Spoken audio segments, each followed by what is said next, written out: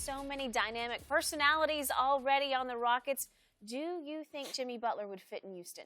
No, this is foolishness. Unless Chris Paul was the guy traded, which I don't see happening.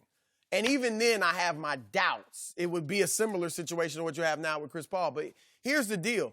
As long as Mike D'Antoni's the coach and going to play how he plays, which is one dominant ball handler doing everything. It was the same with Steve Nash. He was more of a passer than Harden, but he dominated the ball. Jeremy Lin, when his little 2 months of great success, dominated the ball. This is how Mike D'Antoni coaches, and I don't think he's confrontational enough to go to James Harden and be like, look, we got to change some things up. So I think they're essentially going to play the same way, and Jimmy Butler is not a spot-up three-point shooter. He shot 34% from three last year. He shoots that for his career. I thought he shot 39% last year on catch and shoot three. Maybe catch and shoot, but overall he was 34% from three. And he only attempted fewer than three a game. So you're not going to just put him at the three-point line and say, Jimmy, do your thing. Because he's not going to be the Jimmy Butler we all know and love, and that's a very good player. He's going to be neutered to some degree. If you brought in a more traditional coach who was going to put Chris Paul at the 1, James Harden at the 2, Jimmy Butler at the 3, and play, a different style, then it might make some sense. But look, this is typical Daryl Morey. He's a good GM, but he's overrated.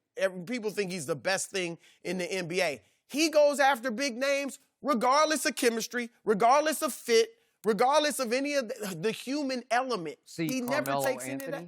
Thank you. Chris Paul, I don't remember how you guys felt about Chris Paul, but most people were like, how's this going to work? We felt that way because Skip and I was like, how are they going to play together when they both need the ball? And you see now. Now, that said, if I'm Houston, I'm for the most part standing pat. And I may make a tweak here or there, try to get D'Antoni to tweak the offense a little bit, but only Golden State beat you. And they're not going to be the same, so run it back. I mean, we've seen the Detroit Pistons of Isaiah Thomas, Michael Jordan's Bulls. Teams have often had to take their lumps before they get to the championship. So this is typical overreaction from Daryl Morey. Anyway, you heard me. I said this, sir. Go ahead, Skip. Did you just get a transcript of the show? I don't watch, so I just because it's his birthday today, you just said everything. Birthday. Yeah, wait, you're the only man. That was my birthday present. You're the only person in the known world who didn't know that it's his birthday. Because you've announced it everywhere. I did? Yeah. Oh, today my birthday? Oh, yeah. So it's my turn? Your turn. I love you, Chris Broussard, but I cannot tell you how much I disagreed with every point you made. And that's a first, because usually I give you that was pretty good. Not today, because it's not your birthday today. They are stuck with Chris Paul. They are not going to trade that $40-odd million contract. You're just not. And they are stuck with a guy who at times last year, to me, looked like a shell of his New Orleans self, that guy who could just dominate at about 6 feet tall in his first couple of years in the league. He is, to me, over the hill, just slightly over it, but he's over it, and he has lost a step. So now you say, run it back. It's going to be the same song, third, fourth verse, and it's not going to end well because it's pretty clear these two are do not invitems anymore.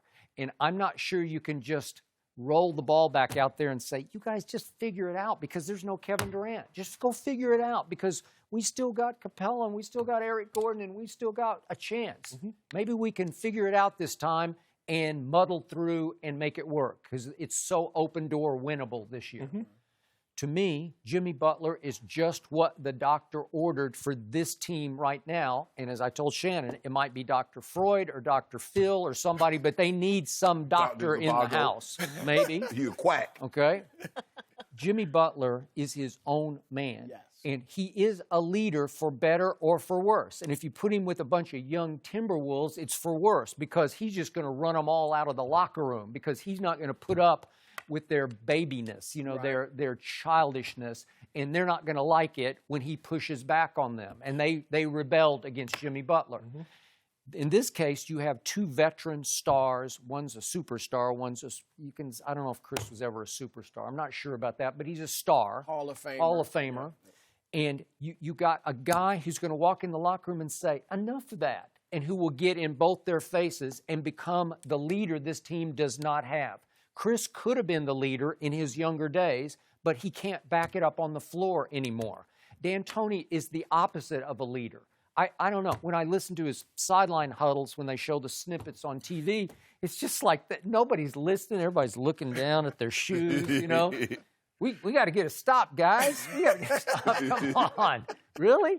I mean, he reminds me of Guy V. Lewis, who used to be the university coach, and he was. They just said he just rolled the ball out at practice and just said, "You guys do it. Just dunk it. Dunk the damn ball." That's what he used to say. Just dunk the damn thing, right? Okay, so he's not going to be a leader, but Jimmy Butler would be a catalyst here. He would shake it up, and this team doesn't have, to me, a closer, and I'm talking about on defense or offense, and he can be that guy. He is not afraid to take and make big shots, and he is definitely not afraid to take whoever's on the other team that needs to get stopped in the last 4 or 5 minutes and take him on and maybe take him out. They don't have that guy. They don't have that intangible in their mix. Tuck's not a bag. I mean, PJ Tuck, he's not the offensive player, but he's every bit. He'll battle.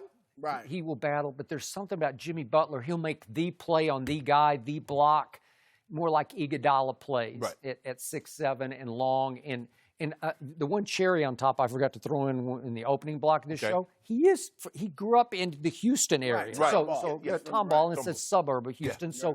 So you're kind of, he would feel better about coming home, and the fans would feel better about, oh, we got one of ours back. Yeah, so you've but even everybody got that doesn't want to be at home. I don't know if Jimmy does or not, but look, I think you're right about his personality, but I think it'd be World War III in that locker room. Okay, but maybe that would clear the air. It might have to be a fight in training camp. We talked about this to open this show. I said it might come to a knockdown, drag out. Literally, punches might get thrown. But then whoever loses is going to feel like it's going to go in the shell, I would think. You can't beat me. We got to fight every day till I win.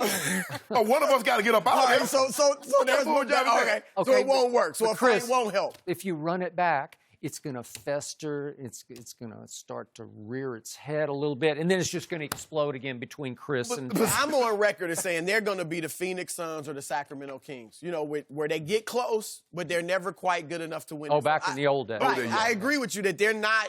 I don't think they'd win it, but I wouldn't make a wholesale change like that. But Skip, I'm looking at you. You saying, okay, Brain, it's hard for me to fathom a scenario where you got two guys bickering and you bring a third guy in there and it makes it better.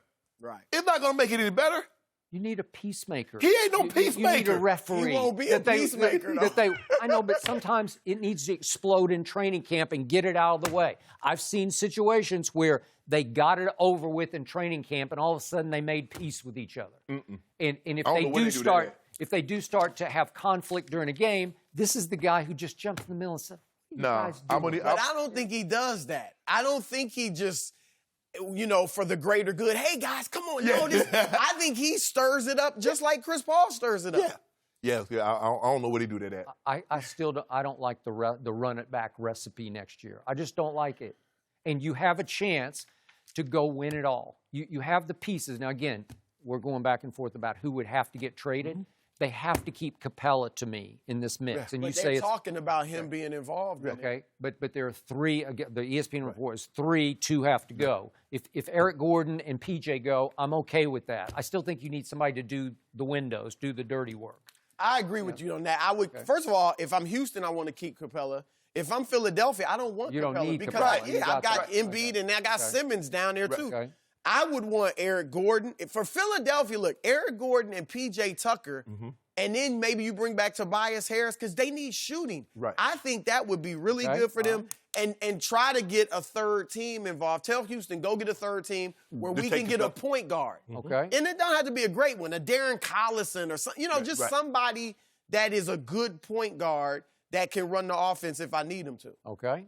All right. Yeah. I don't like Jimmy Butler in Houston, given their circumstances. I think they're good enough with Golden State crippled as they are, pardon the pun, but this is their opportunity, Skip. This is their opportunity. if Daryl Morey has assembled a team as great as he thinks he has, and as he's told us every opportunity to stick a mic in front of him, stand pat. Thank you for watching. You can subscribe here to get the latest from the show, and be sure to check out more of the best clips from Undisputed, or go watch a few other segments from our other shows on FS1.